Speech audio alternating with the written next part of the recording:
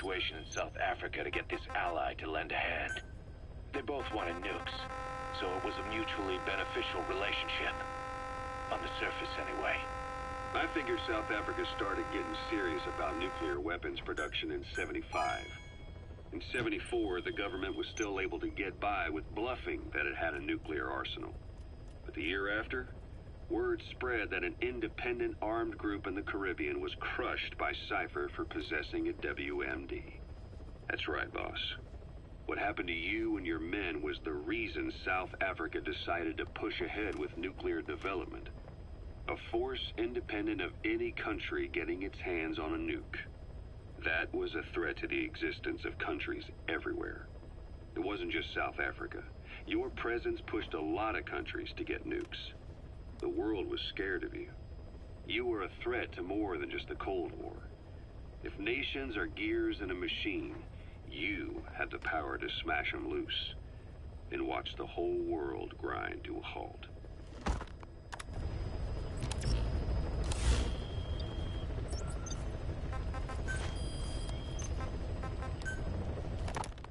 Emmerich uses externally powered legs of his own design.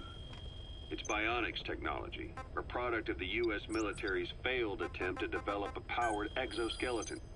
All the wearer has to do is apply a little force, and the actuators continue the movement in that direction. But his legs are unique. Instead of using a hydraulic mechanism, the actuators run off metallic archaea. That increases the actuator's reaction speed and also enables him to lock and release the joints at will. The legs are a nifty little gadget, but they have two clear weaknesses. First, they're dependent on external power, maybe because he built them knowing he couldn't leave his lab. There's no internal battery.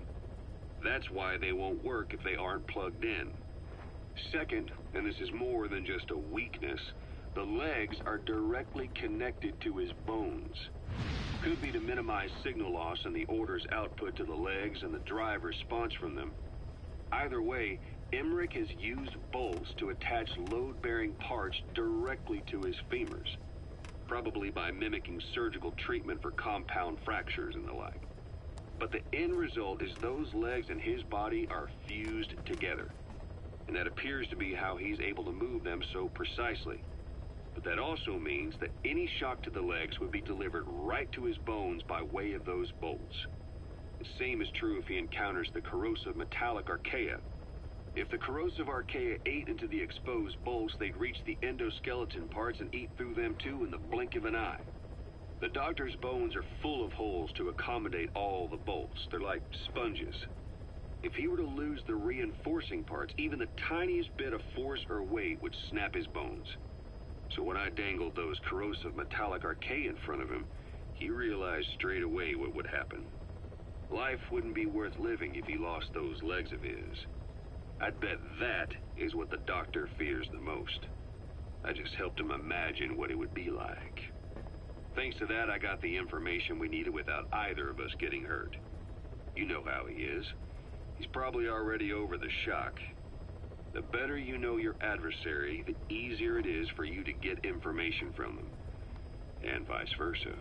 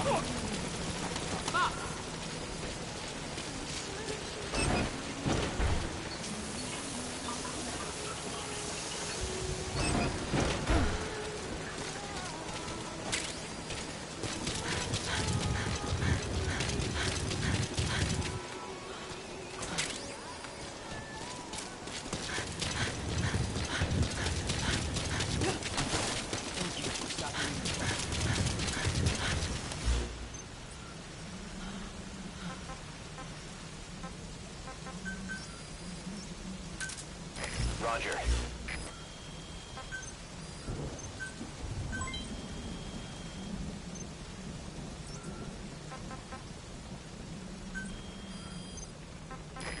This is P-Quad. Arriving shortly at LZ.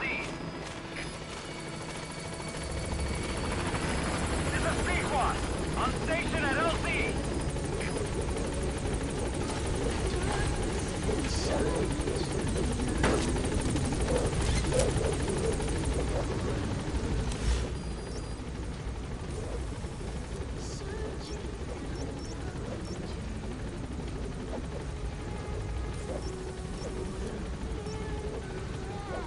Heading for objective.